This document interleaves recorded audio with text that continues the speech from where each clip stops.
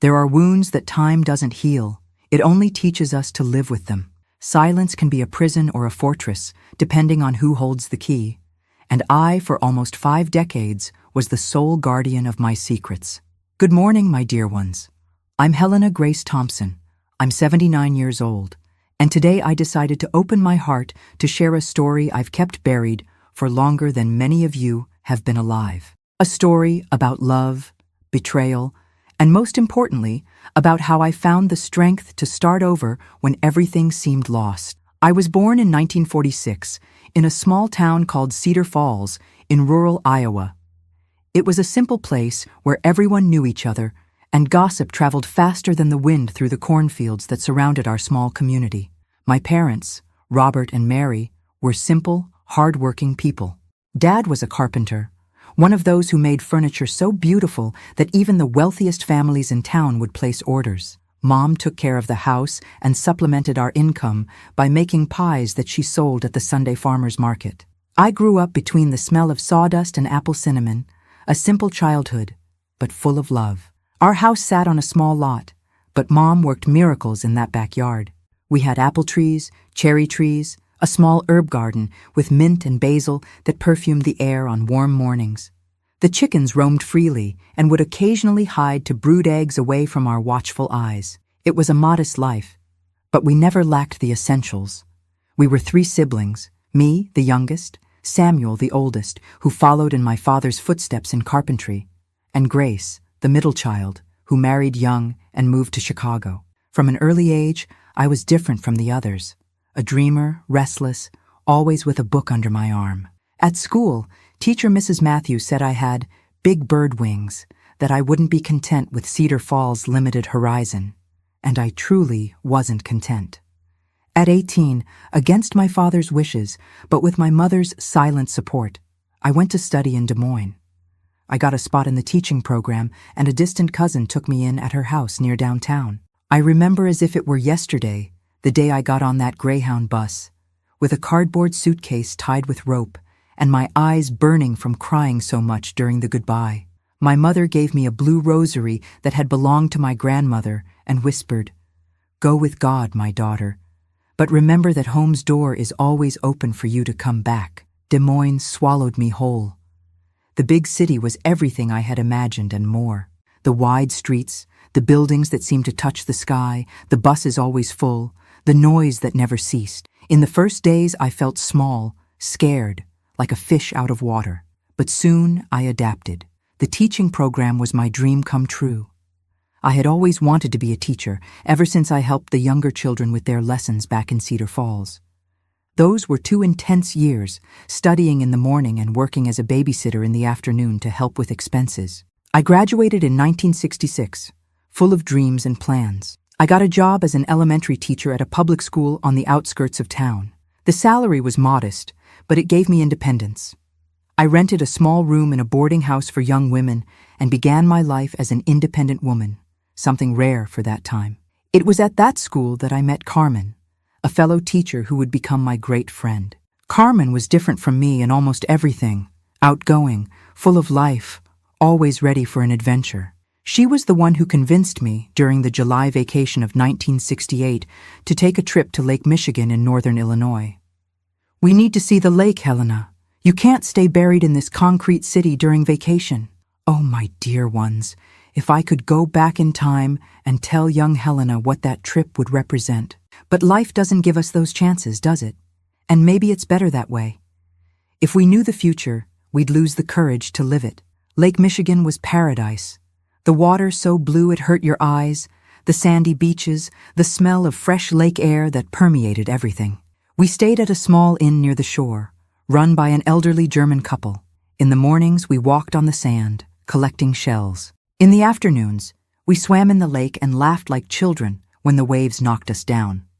At night, we went to the small town center, where there was a little bar with live music. It was on one of those nights that I saw Mark for the first time. He was sitting with friends at a table near ours, a tall young man with wavy brown hair and a smile that lit up his whole face. Our eyes met several times, and each time I felt my face heat up. Carmen, noticing my interest, didn't waste time. With her characteristic spontaneity, she soon struck up a conversation with his group, and before I knew it, we were all sitting together, talking like old friends. Mark was 25, had a degree in agriculture from Iowa State, and worked on his family's lands near Ames. He was at the lake for a brief rest with friends before taking on new projects on his father's farm. He spoke passionately about farming techniques, about the changes he wanted to implement, about his vision for more modern agriculture. His eyes shone when he talked about the future, and I found myself enchanted not just by his looks, but by his intelligence and enthusiasm. That night stretched until the early morning hours. When we said goodbye, Mark asked for my address in Des Moines, promising to write.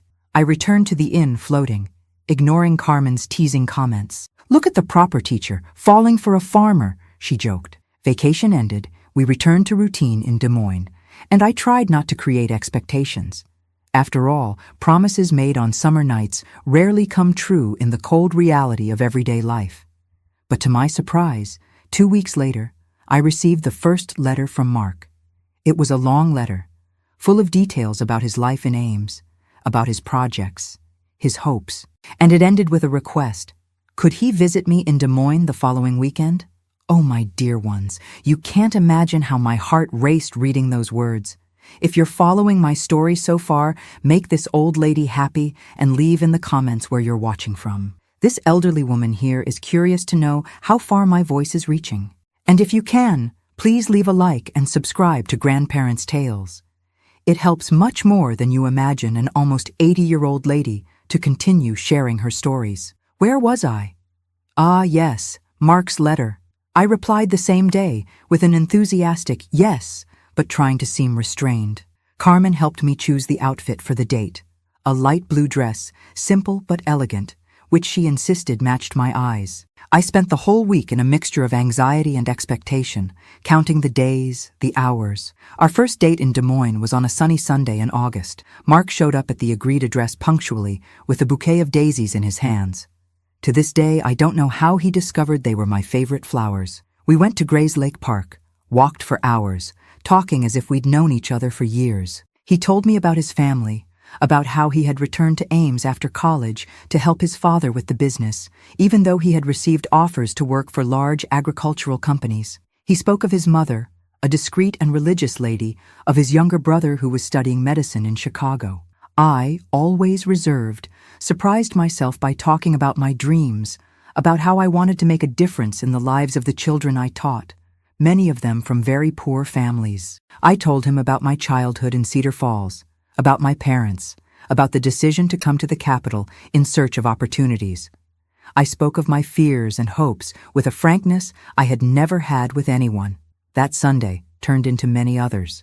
Mark began coming to Des Moines almost every weekend. We went to movies, to art exhibits at the Civic Center, to concerts at the community theater when we could get cheap tickets, or we simply stayed at the small diner near my boarding house, drinking coffee and talking for hours. In a few months, I was completely in love.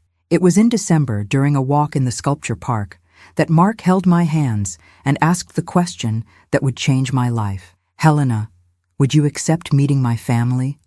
I want to introduce you to my parents." The proposal caught me by surprise. Meeting the parents was an important step. It meant our relationship was getting serious. I accepted, of course, with a mixture of joy and apprehension. How would I be received? Me, a simple public school teacher in the home of a traditional farming family. "They're going to love you," Mark assured me, kissing my forehead. "How could they not?" "You're perfect." Christmas was approaching, and we arranged that I would spend the holiday in Ames with his family. I told my parents the news by letter, without going into many details, just saying I had met a special young man and was going to meet his family. Mom replied with a letter full of advice and recommendations, ending with, "May Our Lady watch over you, my daughter."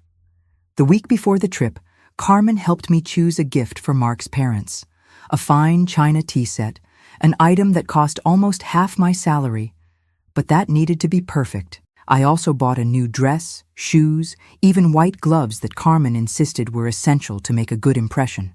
"Remember to be yourself, but also to respect their traditions," she advised, while helping me pack my small suitcase. Traditional families have their codes, They're unwritten rules. I'll never forget the sensation when the bus began climbing toward Ames. The landscape changing, different trees from what I was used to. My stomach felt full of butterflies. My hands sweated despite the cold. Mark was waiting for me at the bus station with that smile that made my heart race. "Are you nervous?" he asked, while putting my suitcase in the car trunk. "A little," I admitted. "What if they don't like me?" "Impossible not to like you," he replied, with that confidence that always impressed me. "My father is eager to meet you. I've talked about you so much that he said he's curious to know if you're real or if I invented you." The drive to the Whitmore farm was long, on dirt roads that cut through immense properties. Green fields stretched as far as the eye could see, dotted with old trees and occasional farm worker houses. The magnitude of those lands impressed me.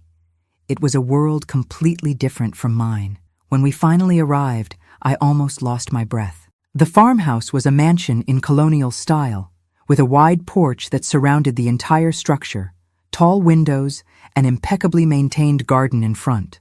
It looked like something out of a movie, one of those we watched at the cinema on Sundays. "Welcome to Whitmore Farm," said Mark, and only then did I notice we both shared the name Helena with the farm. His great-grandmother had been named Helena, too. Seems like it was destined, doesn't it? I got out of the car with trembling legs, nervously adjusting my dress. On the porch, a couple watched us. The man, tall and imposing, with graying hair and erect posture, could only be Mark's father. Next to him, a lady of fragile appearance, hair pulled back in an elegant bun, a discreet but clearly expensive dress. I swallowed hard and forced a smile as Mark led me to them. "Dad, Mom, this is Helena," Mark introduced, placing his hand on my waist in a protective gesture. "Helena, these are my parents, Augustus and Elizabeth Whitmore." "It's a pleasure to finally meet you, Helena," said Mr. Augustus, extending his hand. His voice was deep, the handshake too firm, almost hurting. His eyes, the same brown as Mark's, examined me with disconcerting intensity. "Mark talks about you a lot. Says you're the most dedicated teacher in Des Moines." "The pleasure is mine, Mr. Whitmore," I replied, trying to keep my voice steady. "Thank you for the invitation to spend Christmas with you." Mrs. Elizabeth just nodded, a polite but distant smile on her lips. "Welcome to our home, dear. You must be tired from the trip. I asked Rose to prepare the guest room for you." I was led inside the house, which was even more impressive inside. Antique furniture that looked like family heirlooms, Persian rugs, oil paintings on the walls, a dark wooden staircase leading to the upper floor. Everything exuded tradition, wealth, family history. The room prepared for me was larger than the entire apartment I shared with Carmen in Des Moines. A canopy bed, a carved mahogany wardrobe, a vanity with an oval mirror, lace curtains on windows that looked out to the back gardens. I felt displaced, as if I had entered a world that didn't belong to me. After freshening up and changing clothes, I went down for dinner. The dining room was equally impressive, with a long table that could easily accommodate 20 people. But there were only 4 of us. Mr. Augustus at the head, Mrs. Elizabeth to his right, Mark to his left, and me next to Mark. Dinner was served by 2 silent maids who moved like shadows through the room. Fine china plates, silver cutlery, crystal glasses. I was unsure which fork to use first, and discreetly watched Mark to imitate his movements. The conversation during dinner was led mainly by Mr. Augustus. He asked questions about my work, my family, my studies. I answered politely, trying to sound more sophisticated than I really was, conscious of the silent judgment in his eyes. "So your parents are from Cedar Falls?" "I know the region. Fertile land, but poorly utilized," he commented at one point. "Is your father a landowner?" "No, sir," I replied, feeling my face heat up. "My father is a carpenter. We only own the house where we live." An uncomfortable silence followed my answer. I saw Mrs. Elizabeth cast a quick glance at her husband, something I couldn't decipher. "Carpenter? Honest work?" Mr. Augustus finally said. But there was something in his tone that made me feel like he was granting a great generosity by saying that. "And you, being a teacher, certainly elevated the family status. It's admirable." I didn't know how to respond to that. I felt Mark's hand squeeze mine under the table, a gesture of silent support. Helena is brilliant, Dad, Mark intervened. Her students adore her. She makes a difference in those children's lives. I'm sure she does, Mr. Augustus replied with a smile that didn't reach his eyes. Education is fundamental, even for the more simple ones. The rest of dinner passed with superficial conversations about the weather, Christmas festivities, farm projects. I noticed that Mark spoke differently with his parents, more formal, more contained, without the spontaneity he showed when we were alone. I also noticed how he rarely disagreed with his father, even when Mr. Augustus expressed opinions that I knew Mark didn't agree with. After dinner, the men retired to the study for brandy, while I stayed in the living room with Mrs. Elizabeth. It was the first time we were alone, and for a few minutes, an uncomfortable silence hung between us. Helena, she finally said, her voice soft but firm, I see that my son is very enchanted with you. I'm also enchanted with him, Mrs. Whitmore, I replied sincerely. Yes, I imagine you are. She studied me for a moment before continuing.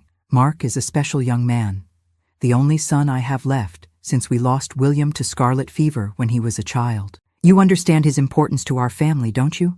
Of course, I replied, not understanding exactly where she was going with this. The Whitmores have traditions, Helena, values we've preserved for generations. We are one of the founding families of this region, did you know? Our name carries weight, responsibility. She paused, as if carefully choosing her next words. A Whitmore wife has specific duties. The main one is absolute loyalty to the family. Do you understand what I'm saying? A chill ran down my spine. There was something in her words, in her look, that left me deeply uncomfortable. But I smiled and nodded, not wanting to seem rude. I think so, Mrs. Elizabeth. Every family has its traditions. Exactly, she smiled, seeming satisfied with my answer. And the most important of all is that, in this family, we respect the patriarch's authority. Augustus is a man of vision who built all this. His word is final in all matters. A good Whitmore wife understands this and never, ever questions that authority. That's how we maintain harmony, prosperity. Before I could respond, Mark and his father returned to the room. The conversation shifted to lighter topics, and soon we said goodnight. As I went upstairs to my room, Mrs. Elizabeth's words echoed in my mind. There was something about them that bothered me deeply, but in my naivety, I interpreted them as just outdated advice from a traditional lady. That was the first of many visits to Whitmore Farm. In the months that followed, Mark and I grew closer and closer. He came to Des Moines almost every weekend, and I occasionally went to Ames. With each visit, I felt a little more part of that world, even if never completely comfortable. Mr. Augustus continued to treat me with a mixture of condescension and constant evaluation, while Mrs. Elizabeth intensified her advice about how to be a good wife. A Whitmore wife always dresses appropriately, even at home, she would say, while showing me the rose garden she cultivated. Always behaves with decorum, never raises her voice, never contradicts her husband in public. Or, a woman's place is beside her husband, supporting his decisions, creating a harmonious home where he can rest from the pressures of the world. I listened politely, sometimes agreeing, sometimes changing the subject. Deep down, I thought it was all antiquated, the product of a different generation. I was sure that Mark didn't expect that kind of submission from me. After all, he valued my independence, my career, my opinions. When we were alone in Des Moines, we were equal partners, discussing books, politics, the future. But increasingly, I noticed how Mark changed when we were at the farm, how he transformed in his father's presence, becoming almost a different person.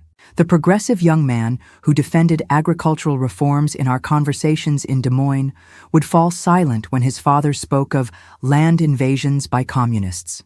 The man who respected my opinions and valued my independence seemed to silently agree when his mother spoke about a woman's place. One night, after a particularly tense dinner where Mr. Augustus had made derogatory comments about my work with underprivileged children. "You waste your talent on those boys who will never amount to anything, Helena." I confronted Mark in the garden. "Why don't you ever disagree with your father? Even when he says things I know you don't believe." Mark sighed, running his hand through his hair. a gesture I already knew, which indicated his discomfort. You don't understand how things work here, Helena. My father, he's a difficult man, but wise in his own way. He built all this from nothing. He deserves respect. Respect doesn't mean agreeing with everything, Mark. In Des Moines, you have such different opinions. Des Moines is Des Moines. Here is different. He held my hands, his look pleading. Please, Helena, understand. Here at home, my father's word comes first. You need to understand this to be happy with us. That phrase should have been a warning, a bright red signal on my path. But I was so in love, so blinded by what I believed was love, that I interpreted it as just another peculiarity of that traditional family. I believed that when we had our own house, our own life, this dynamic would be left behind. How foolish I was. How dangerously naive. In March 1969, Mark proposed to me. It was on a Sunday, on the same bench in Grayslake Park, where we had our first date in Des Moines. He knelt in front of me, took out a little velvet box from his pocket, and inside was a diamond ring that certainly cost more than everything I owned. Helena Grace, he said, with that smile that still made my heart race. Would you make me the happiest man in the world by accepting to be my wife? I said yes, without hesitation, tears streaming down my face, my heart overflowing with happiness. At that moment, everything seemed perfect, the future bright and promising. Mark talked about our plans. We would live in a house on the property, but separate from the main house. I could continue teaching, maybe at a school in Ames. We would have children, a happy life. In the weeks that followed, I was swept into a whirlwind of wedding preparations. Mrs. Elizabeth took control of practically everything. The ceremony would be in the farm's chapel, the reception in the gardens. The dress would be made by the region's most renowned seamstress. I tried to give my opinion, but my wishes were subtly ignored or modified to fit Whitmore tradition. Dear, trust me, Mrs. Elizabeth would say when I questioned some decision. I know exactly what's best for a Whitmore wedding. It's important to do everything correctly. My parents, when I formally introduced them to Mark's family, seemed small and displaced in the grandeur of the farm. Dad, always so confident in his carpentry, seemed to shrink in Mr. Augustus's presence. Mom, nervous, almost dropped her teacup. But they were polite, grateful for the good match I had made, dazzled by the wealth and status of the family I was about to join. Your daughter is taking a big step, Mr. Robert, said Mr. Augustus, with that same condescending tone he used with me. The Whitmores always take care of their own. She'll never have to worry about anything again. The closer the big day got, the more an uneasiness grew inside me. I tried to ignore it, attributing it to a bride's natural nervousness. But there was something more, something I couldn't name, a premonition trying to warn me. On the eve of the wedding, during dinner at the farm, I noticed something strange. A look exchanged between Mr. Augustus and Mark, something I couldn't decipher. And then Mr. Augustus made a toast that, at the time, just seemed too formal. To Helena, who tomorrow will become a true Whitmore. May she honor our traditions and understand her place in our family. When I raised my glass, my eyes met Mrs. Elizabeth's. There was something in her look, sadness, pity, that for a moment left me cold. But then Mark squeezed my hand under the table, and I pushed away that disturbing feeling. The big day arrived, sunny and perfect. The chapel was decorated with white flowers. The guests, mostly friends and family of the Whitmores, filled the wooden pews. My dress, a traditional model with lace and pearls, made me look like a fairy tale princess. I walked down the aisle to the sound of the organ, arm in arm with my father, who seemed about to cry with pride. Mark waited for me at the altar, handsome in his dark suit, his eyes shining when he saw me. Everything seemed like a dream, the pinnacle of happiness. What I didn't know, while we exchanged vows and rings, was that that day would mark not the beginning of a fairy tale, but the start of my nightmare. A nightmare that would begin just a few hours later, when we were finally alone as husband and wife. But that, my dear ones, is a part of the story that I need a little more courage to tell. A part that, for almost 50 years, I kept only to myself, locked in the darkest basement of my memory. The wedding reception was splendid, like everything the Whitmores did. Elegantly decorated tables scattered throughout the farm gardens, white orchids in sophisticated arrangements, French champagne served in crystal glasses, a buffet that mixed traditional American dishes with international delicacies. The guests, more than 300 most unknown to me, circulated through the space, men in impeccable suits, women in dresses that certainly cost a fortune. Amidst all that luxury, my family seemed even more displaced. My father, uncomfortable in the only suit he owned, already a bit worn at the elbows. My mother, in the navy blue dress she had made especially for the occasion, timidly touching the glasses as if afraid of breaking them. My brother Samuel and his wife, sitting in a corner, talking only to each other. The few friends I had invited, Carmen and some teacher colleagues, looked around impressed, almost intimidated by so much opulence. During the party, I was introduced to dozens of people whose names I couldn't remember. Distant relatives of the Whitmores, family friends, business partners, local politicians. They all greeted me with the same phrase, "Welcome to the family, Helena. It's an honor to receive you among us," as if I were being admitted to some kind of exclusive club, a closed circle to which few had access. Mr. Augustus circulated among the guests like a king in his court, receiving congratulations, distributing firm handshakes, occasionally touching my shoulder when introducing me to someone important. "This is Helena, the new Mrs. Whitmore," he would say, with a pride that seemed more related to his surname than to me. Mrs. Elizabeth, always elegant in her champagne dress, stayed close to her husband, smiling politely, intervening only when necessary. I observed how she never contradicted him, how her gaze sought approval before each statement. At that moment, I still didn't realize I was seeing a mirror of what they expected me to become. Mark seemed radiant. He received congratulations enthusiastically, chatted animatedly, introduced me with pride. Occasionally, he came to me, kissed my hand or my cheek, whispered that I was beautiful, that he was the happiest man in the world. In his eyes, I saw love, admiration, desire. The party extended until sunset. When the sun began to set, painting the sky with orange and pink tones, Mark discreetly led me inside the house. "It's time for us to retire," he said, with a smile that mixed expectation and nervousness. "Tomorrow we leave early for Niagara Falls for our honeymoon." We went up the stairs that led to the upper floor of the main house together. We wouldn't go to the promised house on the property, that was still under renovation, wouldn't be ready before our return from the honeymoon. For now, we would stay in a room in the main mansion, Mark's old room, now adapted for the couple.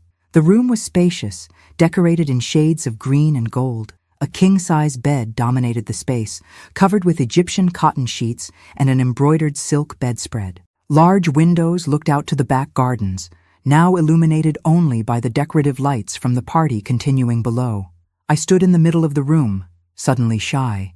It was our wedding night, the moment every bride dreams of. Mark approached, hugged me from behind, his lips brushing my neck. "Finally alone," he murmured, his hands finding my waist. "I can barely believe you're my wife now." I turned in his arms, meeting his lips with mine. The kiss began gentle, then became more intense, full of promises of what was to come. Mark began to undo the small buttons on the back of my dress, his fingers trembling with anticipation. That's when we heard it, a knock on the door, firm, authoritative. Mark froze, his hands still on my back. I saw an immediate change in his face. Desire replaced by something that looked like fear? "Who is it?" I asked, confused. "My father," Mark replied, his voice suddenly tense. He stepped away from me, adjusting his tie, running his hands through his hair. "Wait here." He went to the door, opened it just enough to talk to whoever was on the other side. I heard murmurs, couldn't distinguish the words. When Mark turned to me again, his face was pale, tense. "Helena," he said, his voice strangely formal. "My father would like to talk to us. An important matter." "Now? On our wedding night?" Mark just nodded, his eyes avoiding mine. He opened the door completely, and Mr. Augustus entered the room. He still wore the dark suit from the party, but had removed his tie. His eyes swept the environment, noticing the partially open dress on my back, the still untouched bed. "Good evening, Helena," he said, with that deep voice that always caused me inexplicable discomfort. "I apologize for interrupting, But there's a matter that needs to be addressed before you proceed. I nervously adjusted my dress, feeling exposed, vulnerable. Of course, Mr. Augustus. What is it about? He walked around the room, hands behind his back, as if inspecting the place. He stopped by the window, looking at the gardens below before turning to us. Helena, you are now a Whitmore, and being a Whitmore means honoring traditions that go back generations. His voice was calm, measured, but there was something in it that made me shiver. Some of these traditions may seem antiquated by modern standards, but they are what keep us strong, united as a family. I looked at Mark, seeking some explanation, but he kept his eyes fixed on the floor, his hands slightly trembling at his sides. Mr. Augustus, I began, trying to keep my voice steady. I'm not sure I understand what you mean. It's simple, my dear. He approached, stopping just a few steps from me. His strong cologne, a mixture of expensive aftershave and the cigar he usually smoked after meals, invaded my nostrils. In the Whitmore family, there exists a tradition that goes back to the first days of this farm. A tradition that symbolizes the continuity of the lineage, the transfer of power, the loyalty of the new generation to the old. My heart accelerated, a terrible premonition beginning to form. What tradition?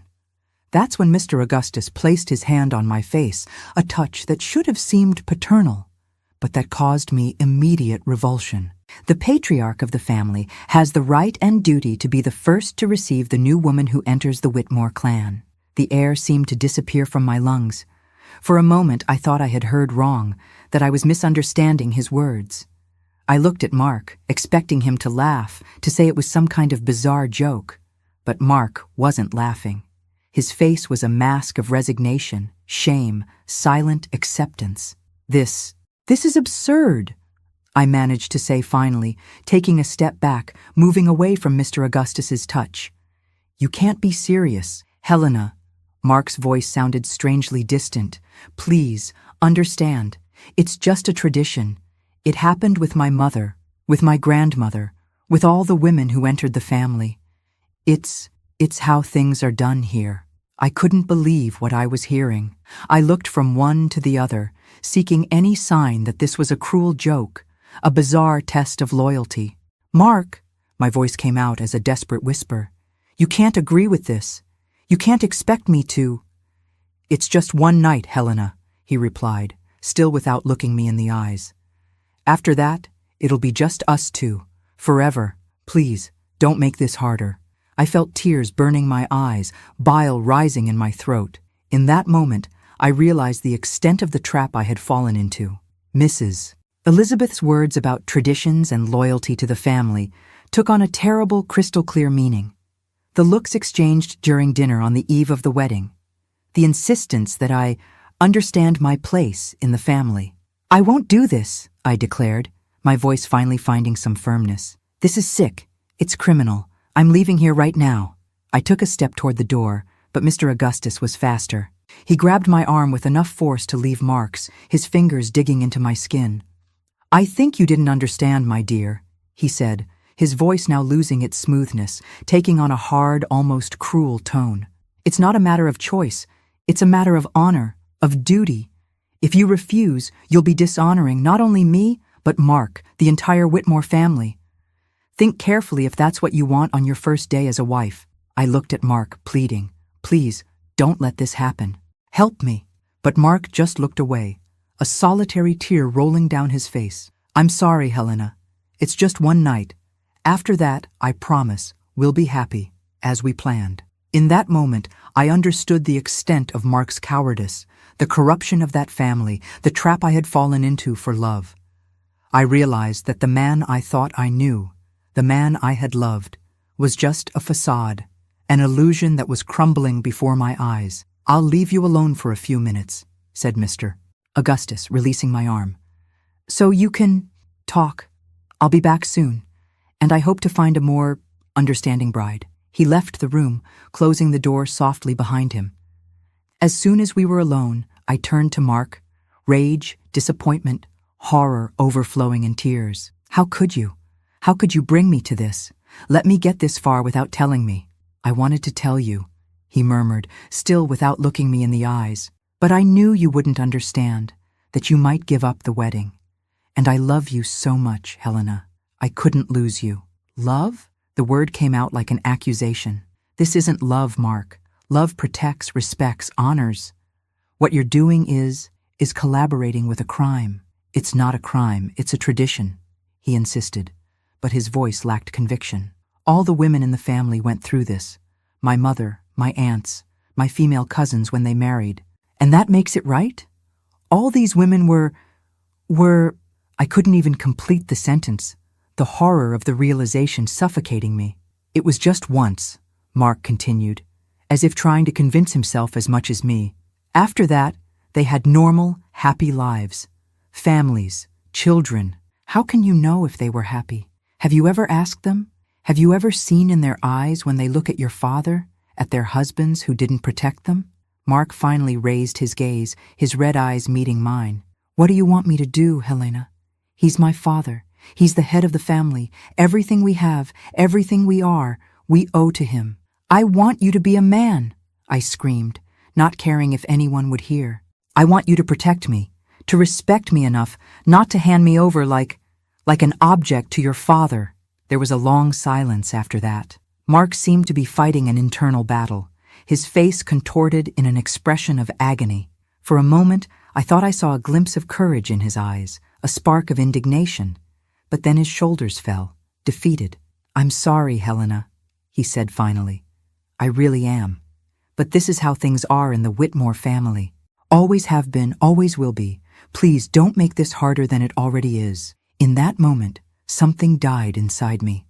The love I felt, the admiration, the respect, everything turned to ash. I looked at the man in front of me and saw not the Mark I had loved, but a stranger, an accomplice, a coward. Get out, I said, my voice strangely calm now. Get out of this room. Helena, please, get out. He hesitated for a moment, then walked slowly to the door. Before leaving, he turned one last time. He's going to come back, Helena, and if you refuse, I don't know what might happen. My father isn't used to hearing no. After Mark left, I was alone in the room, my mind working frantically. I needed to escape from there. But how? We were isolated on the farm, miles from the nearest town. I didn't have enough money, didn't know the region, had nowhere to go. And downstairs, the party continued. Hundreds of people celebrating my wedding, including my parents, who had probably already retired to their guest room on the other side of the property. I looked around, desperate for some exit, some weapon, some way to protect myself. That's when I noticed, on the vanity, small scissors that had been used by the maid to adjust my veil before the ceremony. I picked them up, feeling the cold weight of the metal in my hand. It wasn't much, but it was something. I heard footsteps in the hallway. The doorknob turned slowly. The door opened. Mr. Augustus entered, now without his jacket, just in his white shirt partially unbuttoned. There was a smile on his lips that chilled me to the bone. So, Helena, he said, closing the door behind him, did you have time to reflect? To understand the importance of this moment for the family? I gripped the scissors tighter, hiding them in the folds of my dress. I won't do this, I declared, my voice surprisingly firm. No matter what you say, what you threaten, I'm not an object you can claim as some kind of feudal right. He laughed, a sound that sent shivers through me. Mark said you were polite, intelligent. That makes everything more interesting. He took a step toward me. But in the end, my dear, they all give in. They all understand that it's easier to accept than to fight. I took a step back, feeling the edge of the bed against my legs. Stay away from me. Or what? He advanced more, now just an arm's length away. Are you going to scream? And who will come? Mark? He knows what's happening here. Everyone knows. And everyone accepts, because that's how things are in the Whitmore family. In that moment, an icy clarity took hold of me. I realized he was right. No one would come to my rescue. I was alone against a system that had existed for generations, a system of abuse and silence that had corrupted everyone around it. Now, be a good girl and make things easy, he continued, extending his hand to touch my face. I promise to be gentle, if you cooperate. That's when I pulled the scissors from their hiding place among the folds of my dress. Touch me, And I swear I'll drive this into your neck." His eyes widened momentarily, not with fear, but with surprise. Then they narrowed dangerously. "You really don't understand who you're dealing with, do you? Think a sewing scissors will stop me?" He advanced suddenly, grabbing my wrist with brutal force, twisting until the scissors fell to the floor with a metallic noise. The pain brought tears to my eyes, but I refused to cry, to show weakness. "You can force me," I said, looking him directly in the eyes, "but know that the moment you do, I'll no longer be a Whitmore. The moment you lay hands on me, you'll make your son a widower." He stopped, his hand still squeezing my wrist. "What do you mean?" "I mean I'll kill myself," I replied, my voice trembling but determined. "If you touch me, I swear by my grandmother's memory that I'll kill myself tonight. And everyone will know why. I'll write in my blood if necessary, so everyone knows what kind of tradition you maintain." Something changed in his look, a calculation being made, a risk being assessed. Finally, he released my wrist, taking a step back. "You have courage, I must admit. More than I expected." He studied me for a long moment, as if seeing me for the first time. "Perhaps there's another way to resolve this." "There's nothing to resolve," I replied, rubbing my sore wrist. "There will be no agreement, no negotiation. Either you leave this room now, or tomorrow they'll be burying your son and his wife." A tense silence stretched between us. I could see the anger in his eyes, the incredulity of someone who wasn't used to having his will crossed. But I also saw something more, a cold, pragmatic calculation. "Very well," he said finally. "Tonight, you won. But remember, Helena, you are now part of this family.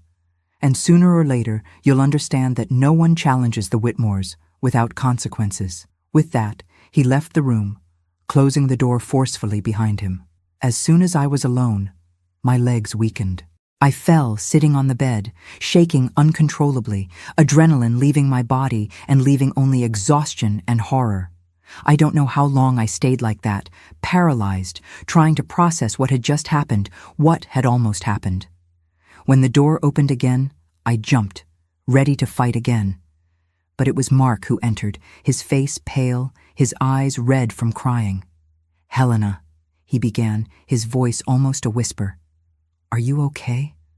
My father said you two talked." "Talked?" I laughed, a hysterical sound I didn't recognize as mine. "Is that what you call what happened here? A conversation? He said that you threatened to kill yourself. And I did, and I would have followed through. Do you know me so little, Mark? Do you think I would submit to that? That I would accept being raped as part of some sick tradition?" He approached, hesitant, as if fearing my reaction. "Helena, I'm sorry. I really am. I didn't know you would react like this, that it would be so difficult." "Difficult?" The word came out like an accusation. "You think it was difficult for me to be almost raped by your father on my wedding night with your complicity?" Mark shrank as if he had been slapped. "It wasn't how I saw it. It wasn't what God, Helena, all the other women in the family accepted. I never thought you would be different." "So you really believe they accepted? That they weren't coerced, threatened, forced like I almost was? Look at your mother, Mark. Look in her eyes and tell me she accepted willingly." A heavy silence fell between us. Mark seemed to be seeing something for the first time, as if a blindfold had been removed from his eyes. "What do we do now?" he asked finally. "There is no we after this, Mark. There is no now. It's over. Tomorrow morning, I'm leaving here and never looking back." "You can't leave," he said, a tone of desperation in his voice. "You're my wife now, legally, before God. A paper and some words mean nothing after what happened tonight. The marriage wasn't consummated. It will be annulled." "My father will never allow it," he warned, his eyes wide. He has influence, power. He can make your life impossible." "Let him try," I replied, a new determination growing inside me. "I'd rather face his wrath as a free woman than live a single day as a slave in this house." Mark seemed defeated, lost. He ran his hands over his face, through his hair, as if searching for a solution that didn't exist. "What should I tell him? Tell everyone? Say whatever you want. Say I'm crazy, hysterical, ungrateful. I don't care anymore what you or your family think of me." He nodded slowly, as if accepting the inevitability of the situation. "I'll sleep in another room tonight. In the morning we'll resolve this." After he left, I locked the door and pushed a heavy dresser against it. I didn't trust anyone in that house, much less the locks that could have several copies of keys circulating. I spent the night awake, sitting in a chair near the window, the small scissors firmly held in my hand. I didn't cry. There weren't enough tears to express what I felt. The betrayal, the horror, the cold rage that now occupied the place where love once existed. Instead, I planned. I thought of every step I would take the next morning, how I would escape from that place, how I would rebuild my life after that terrible night. When the first rays of sun began to illuminate the room, I got up from the chair. I was sore, exhausted, but determined. I changed out of the wedding dress, now a symbol of lies and betrayal, into the simplest dress I found in the suitcase I had brought. I gathered my few personal belongings, leaving behind everything I had received from the Whitmores: the engagement ring, the jewelry, the gifts. I didn't want anything that would remind me of them, nothing that would connect me to that family.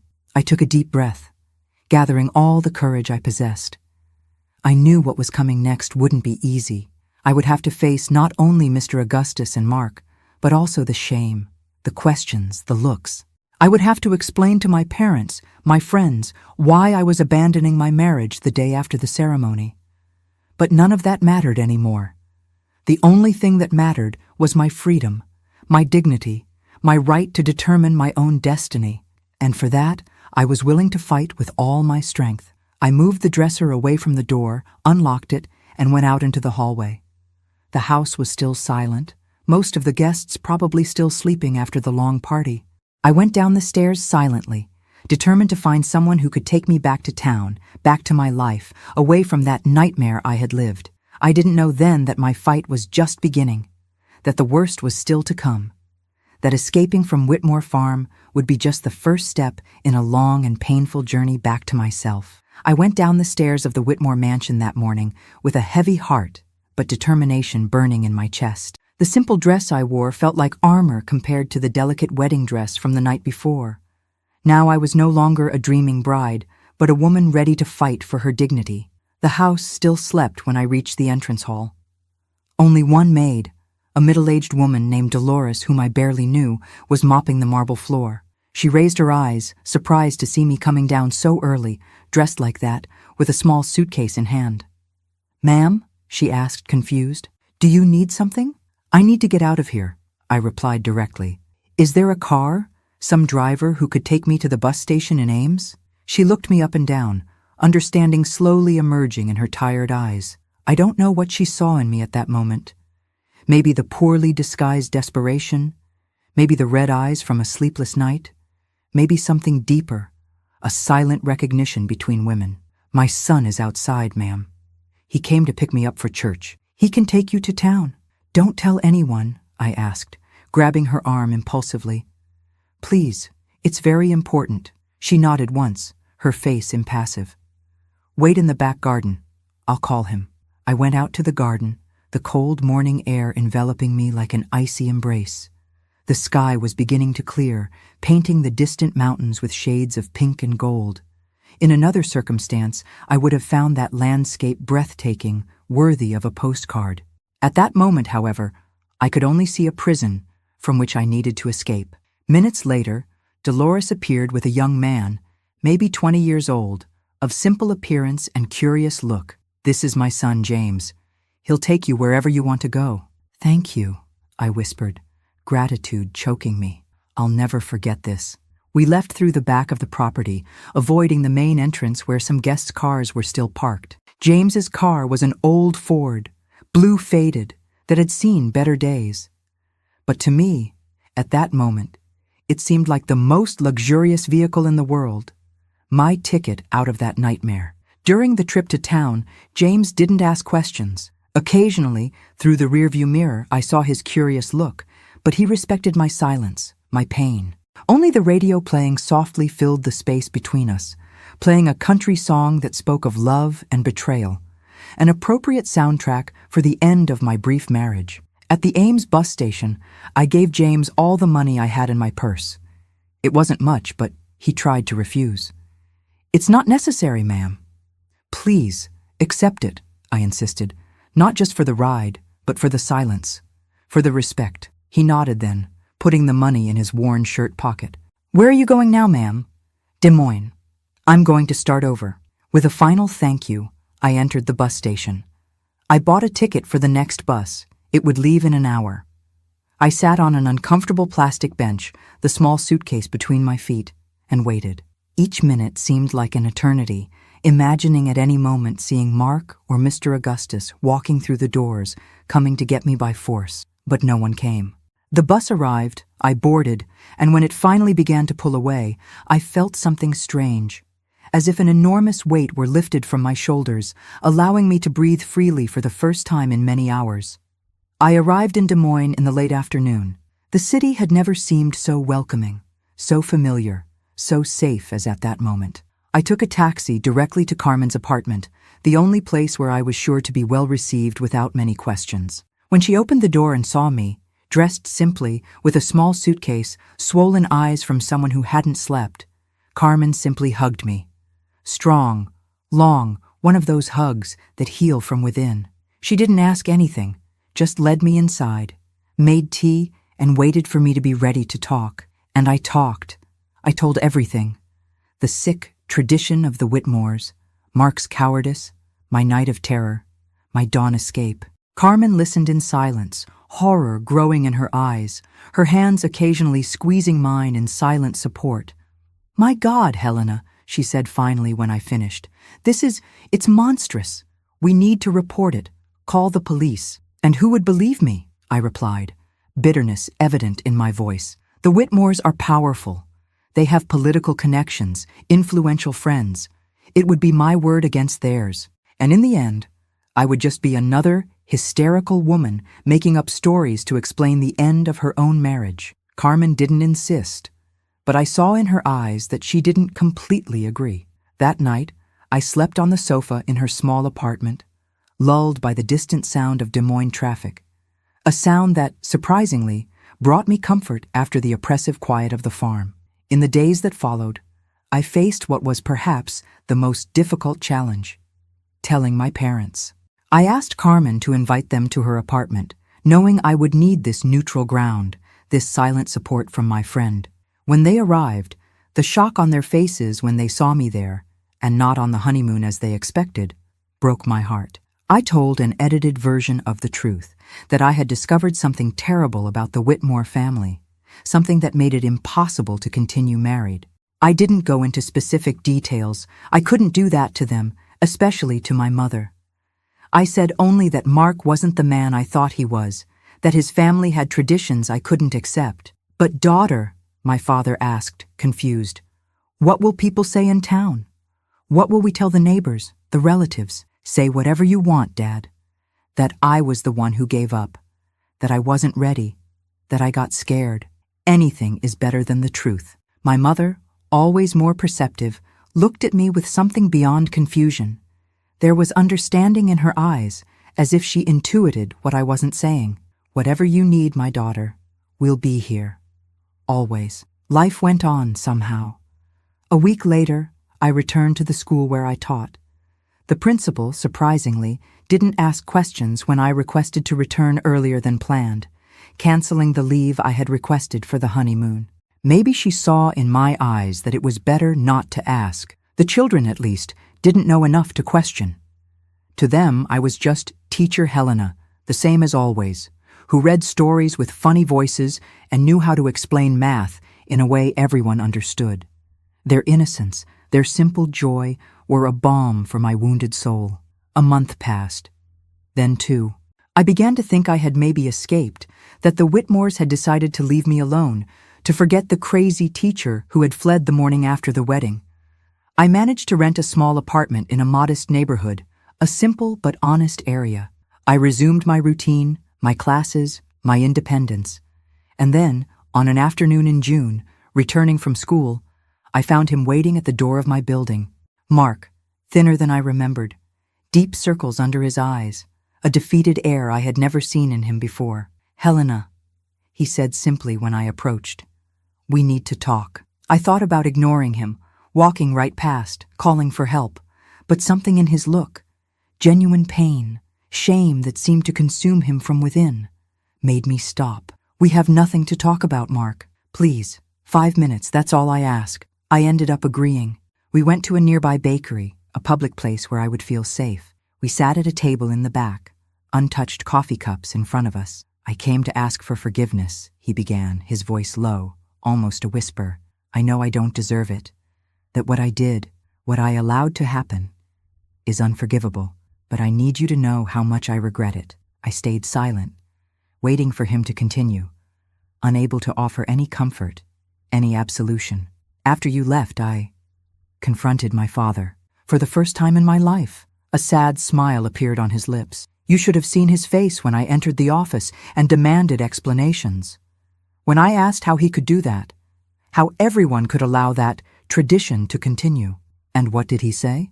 I asked, despite myself, curious about the reaction of the man who had caused me so much fear, so much hatred. He said what he always says, that I was weak, that I didn't understand what it meant to be a Whitmore, that he was disappointed in me. Mark sighed deeply. But this time, his words didn't have the same effect. For the first time, I saw my father as he really is, not the respected patriarch, the successful businessman, but a tyrant, a predator who hides behind words like tradition and family. I said nothing. Part of me wanted to believe him, wanted to see some glimpse of the man I had loved. But distrust, pain were still too fresh. I left home, he continued. I'm living in Des Moines now, in a small apartment downtown. I found work at an agricultural company. Nothing compared to what I had at the farm, but it's honest, it's mine. Why are you telling me this, Mark? What do you want from me? Nothing, he replied quickly. I didn't come to ask for a second chance or for you to come back to me. I know that's impossible after what happened. I came to set you free. Set me free? He took an envelope from his jacket's inner pocket and placed it on the table. These are the annulment papers for our marriage. I already signed my part. My lawyer said that since it wasn't consummated, it will be relatively simple. No scandals, no sordid details in the official documents. I looked at the envelope, as if it contained something precious and dangerous at the same time. Official freedom, legal, the formal end of that brief and traumatic chapter of my life. And your father? Did he allow this? I didn't ask for permission, Helena. Not this time. There was a new firmness in his voice, a trace of courage I didn't recognize. He threatened, of course, said he would disinherit me, that he would destroy me. But I discovered that his threats no longer have power over me. Not now that I've seen the truth. I picked up the envelope, feeling its weight, physical and symbolic, in my hands. Thank you, I said finally. Not for what you're doing now, but for at least doing this right. Mark nodded, a sad nod of understanding. There's one more thing I need to say. After you left, I started talking to other women in the family. My female cousins, my aunts. I asked about the tradition. I felt a knot in my stomach, not wanting to hear more, but knowing I needed to. Some refused to talk. Others cried. One, my cousin Beatrice, told me everything. How she was forced, how no one helped her, how she lives with it to this day. He paused, swallowing with difficulty. You were right, Helena. It was never a tradition voluntarily accepted. It was abuse, passed from generation to generation, disguised as something normal, something necessary. Silent tears began to stream down my face. Not for me, not anymore, but for all those women. Women who didn't have my courage, or my luck, or my option to flee. Women trapped in a web of power and silence, forced to live daily with their abusers, to smile at Sunday lunches, to pretend nothing had happened. What are you going to do now? I asked, wiping away tears. I'm going to rebuild my life, like you're doing. Away from them, away from that place.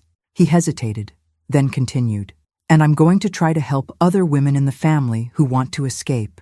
Beatrice is already in contact with me, planning to leave her husband, to get out of my father's orbit. We sat in silence for a few moments, the noise of the bakery around us, orders being shouted, cups clinking, animated conversations. A surreal contrast to the gravity of our conversation. Goodbye, Helena, Mark said finally, standing up. I hope you find the happiness you deserve." I watched as he left the bakery, a solitary figure who soon got lost in the busy street crowd. I stayed there for a long time, looking at the envelope in front of me, feeling a strange mixture of relief and sadness. Not for Mark, not anymore, but for the young dreamer I had been, for the lost innocence, for the dreams I had nurtured, and that now needed to be replaced by others, more cautious, more realistic. The marriage annulment was granted 3 months later, without complications, without sordid details in the official documents, exactly as Mark had promised. I went back to using my maiden name, Helena Grace Thompson, and continued my life, one day at a time. The year 1970 arrived, bringing new wins, new challenges. The school where I taught closed. Budget cuts, they said. I found employment at another, smaller, more distant one, with lower pay. I moved to an even more modest apartment, cut expenses, learned to live with less. But there was a freedom in that simplicity, a dignity in earning my own living, in owing nothing to anyone, especially to men who demanded submission in exchange for material comfort. At 27, I was a different woman from the young one who had arrived in Des Moines full of romantic dreams. Harder, perhaps, more cautious, certainly, but also stronger, more aware of my own worth. And it was this new Helena who, on a rainy afternoon in May, met the man who would change her life again, but this time for the better. Much better. It was on a rainy afternoon in May 1970 that my life took a new direction. I was returning from the school where I taught, protecting myself as best I could under an umbrella that insisted on turning inside out with the wind. The rain was falling hard, turning the streets into small streams. While trying to avoid a particularly large puddle, I ended up bumping into someone coming from the opposite direction. "I'm sorry," I said automatically, looking up. That's when I saw him for the first time. A tall man with broad shoulders, dark hair already with some gray strands at the temples. He held a worn leather briefcase against his chest, trying to protect it from the rain, as his umbrella had turned completely inside out. "The fault was mine," he replied, with a deep but gentle voice. I was distracted. We stood there, two strangers soaked in the rain, looking at each other. There was something in his eyes, a deep blue, sincere, that gave me a feeling of safety I hadn't felt for a long time. "Your umbrella," I commented, noticing the structure twisted by the wind. He looked at the ruined object and laughed, a genuine, carefree laugh. It was already in its last days anyway. "I bought it at the farmer's market for 50 cents. Think I got cheated." I couldn't help but smile. "I know a store nearby where they sell good umbrellas. If you want." "I'd love to," he replied promptly, then seemed embarrassed by his own enthusiasm. "I mean, if it's not a bother." So sharing my already precarious umbrella, I took that stranger to the small variety store on the corner of my street. On the way, I discovered his name was Anthony Charles Miller. He was a civil engineer, worked for a construction company nearby, and was visiting a client in the area when the rain caught him. "And you?" he asked, after buying a new umbrella, much more resistant. "Helena Grace Thompson. I'm an elementary teacher at the municipal school in this neighborhood." "Thompson," he repeated thoughtfully. "You look like a Helena Miller." That phrase, said so casually, made me blush like a teenager. After everything I had been through, there I was, a 27-year-old woman, feeling my face heat up because of a casual comment. "I was married before," I said suddenly, not knowing why I felt the need to mention it. "So was I," he replied naturally. "My wife passed away 3 years ago. Cancer. I'm sorry. And your husband?" "It didn't work out," I replied simply. "We separated. We annulled the marriage." He nodded, without asking more questions, something I deeply appreciated. The rain had diminished a bit, and we said goodbye at the corner, each going their way under a new umbrella. I thought I would never see him again, but fate had other plans. The next day, when leaving school, there he was, standing across the street, with the same new umbrella, even though there was no sign of rain in the sky. "Brought it as a precaution," he explained when I approached, a shy smile on his lips. "The radio man said it might rain again." I smiled, realizing the transparent excuse. "And you came to test if it works better than the previous one?" "Actually, I came to ask if you would accept having coffee with me." My first reaction was caution. After the experience with Mark, I had sworn to myself that I would never again let myself be carried away by sweet words or charming smiles. But there was something different about Anthony Charles, a simple honesty, a transparency that intrigued me. "A coffee," I agreed finally. "Just coffee." One coffee turned into two, then into dinner the following week, then into Sunday walks in the park. Anthony Charles was as different from Mark as possible. Less sophisticated, perhaps, but infinitely more authentic. He came from a simple family from rural Minnesota, had built his career with hard work, without connections or privileges. He said what he thought, without games or manipulations. In the first months, I kept all my defenses up. I didn't tell him about what had really happened with my marriage, just said it had been a mistake, a fundamental incompatibility. When he tried to get physically closer, holding my hand for too long, a longer hug, I subtly pulled away. He never forced, never pressured. "You have all the time in the world, Helena," he told me once, after I pulled back when he tried to kiss me for the first time. "I don't know what happened in your past, but I know it left marks. When you're ready, I'll be here." It was that patience, that silent understanding, that finally melted the ice around my heart. 6 months after our first meeting, on a starry night on the porch of his small apartment, I finally let him kiss me. And for the first time since that terrible night at the Whitmore farm, I felt that my body was truly mine again, to give, to share, by my own choice. Our relationship progressed slowly, respectfully. Anthony Charles had a daughter from his first marriage, Maria, an adorable 5-year-old girl who lived with her maternal grandmother. On Sundays, she would come spend the day with her father, and gradually, I began to participate in these meetings. I discovered in myself a tenderness, a capacity to love that I thought had been destroyed forever. It was Maria, with her childish innocence, who inadvertently helped me take the next step in my healing. One Sunday afternoon, while we were making donuts in Anthony Charles's kitchen, she suddenly asked, "Miss Helena, are you going to be my new mommy?" The question caught me off guard. I looked at Anthony Charles, who watched the scene with a mixture of embarrassment and hope. "That's something we need to talk about, Princess," he replied for me. "Miss Helena and I are friends." "But you look at her the same way you looked at Mommy in the photos," the little one insisted, with that insight only children have. "And she gets red-faced when you come close, just like Julia from my class when Peter sits next to her." I couldn't help but laugh, my face really heating up as she had described. That night, after Maria was taken back to her grandmother's house, Anthony Charles and I had our first really serious conversation about the future. "I love you, Helena," he said simply, without flourishes or grand declarations. "I love you exactly as you are, with all your scars, with all your fears. And I want to spend the rest of my life with you, if you'll have me." I took a deep breath, knowing it was time for the truth. "Before I answer, I need to tell you something. Something about my marriage, about why it ended." That night, for the second time in my life, I told the complete story of what had happened at Whitmore Farm. The tradition of the Whitmores, Mark's betrayal, my desperate escape. I spoke without interruptions, the words flowing like a dammed river that finally finds an outlet. When I finished, Anthony Charles's face was pale, his fists clenched with rage. For a terrifying moment, I thought he would get up and leave, unable to deal with the weight of what I had shared.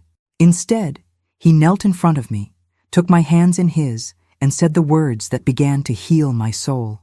"That man, that family, don't deserve even a minute of your fear, your pain. You survived, Helena.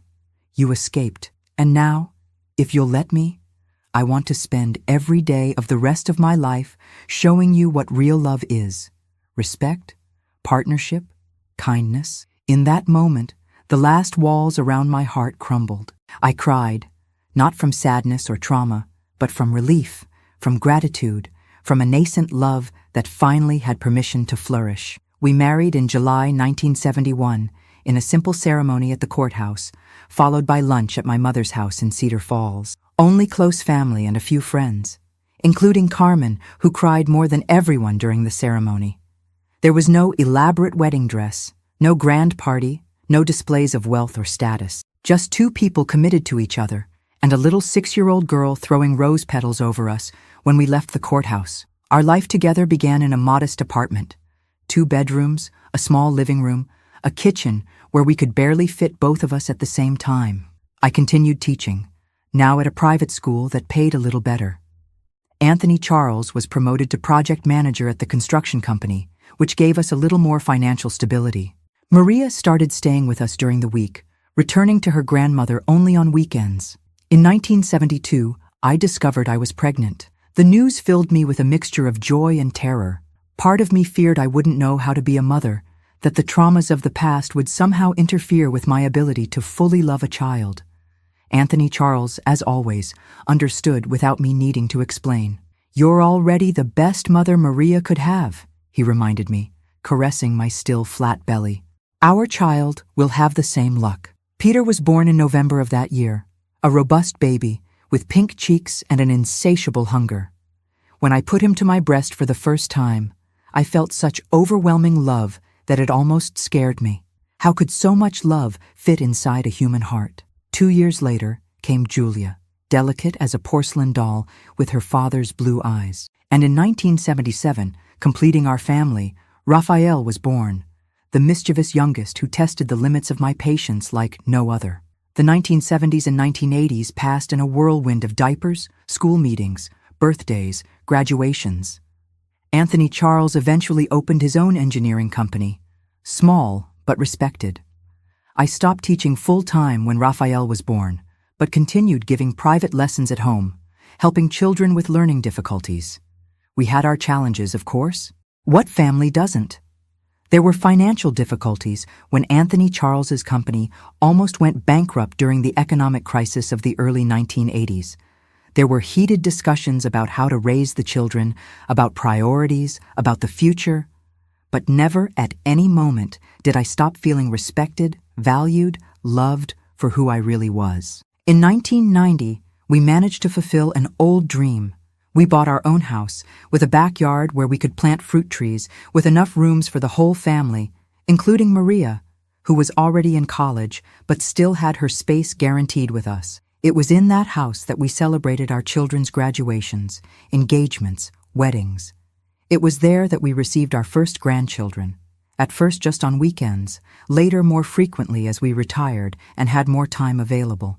Anthony Charles used to say that grandchildren are the reward for not strangling our children during adolescence, a joke that always made me laugh, especially during Peter and Raphael's rebellious phases.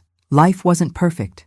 We had our losses, our sorrows. My parents passed away, one after the other, in the early 2000s. Anthony Charles's mother, a tough lady from rural Minnesota who never showed affection openly but always filled the refrigerator when she visited us, passed away in 2005. Friends got sick, some left too early. And then, in 2015, the hardest blow. Anthony Charles was diagnosed with Parkinson's. The disease progressed slowly at first, allowing us to maintain an almost normal life for a few years. But gradually, the tremors worsened, the rigidity increased, mobility decreased. I became his primary caregiver, learning to administer medications, to help him with daily activities that were once automatic, to decipher his needs when speech became more difficult. Our children helped when they could. But they had their own families, their jobs, their lives. It wasn't easy. There were days of despair, nights of silent tears after he fell asleep. But never, not for a moment, did I consider it a burden. It was simply my turn to take care of him, as he had taken care of me so many times throughout our life together. On nights when insomnia tormented him, I stayed awake too, telling stories of our life together. Remembering the day we met in the rain, the birth of each of our children, the trips we took when the children were already grown, the first time we saw the ocean together in California, that crazy trip to Yellowstone in our old Chevy that barely made the journey, the cruise we took on our 25th wedding anniversary. "You gave me the life I never knew I could have," he told me one night, his voice trembling, but his blue eyes still vivid, still full of that love that had saved me so many years before. "Every day by your side was a gift, Helena." Anthony Charles passed away on a spring morning in 2020, at home, as he wanted, with all of us around him. I held his hand until his last breath, silently thanking him for the half-century we had together, for the memories we built, for the family we created. The grief was deep, intense, sometimes almost unbearable. But it was also full of gratitude, of celebration for a life well lived, a love well cultivated. And gradually, with the support of the children, grandchildren, friends, I learned to live in this new chapter, alone, but carrying with me everything Anthony Charles taught me about love, strength, and dignity. And so I arrive at my 79 years, looking back with the wisdom that only time can bring. I see the scared young woman who fled from a farm on a cold morning, determined to preserve her dignity at any cost. I see the woman who found true love when she least expected it. I see the mother, grandmother, teacher, wife, caregiver, all the roles I played, all the versions of myself that existed throughout this journey.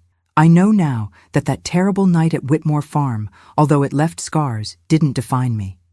It was just one chapter in a much larger, much richer story.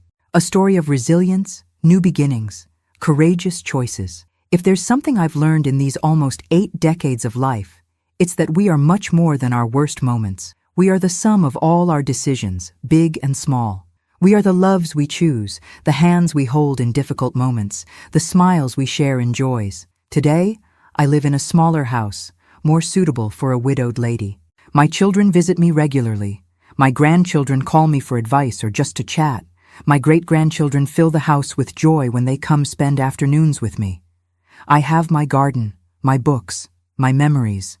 I have the certainty of a life well lived, despite all obstacles. And I have you, my dear ones, who patiently listened to this story I kept for so long. If it touched your heart in some way, I ask that you leave a like on this video and subscribe to Grandparents' Tales. And don't forget to tell me in the comments where you're watching from. This old lady here is curious to know how far my voice is reaching. To you who are watching, from wherever you are, I want to say, no matter what happened in your past, you can always write a new chapter. You can always start over.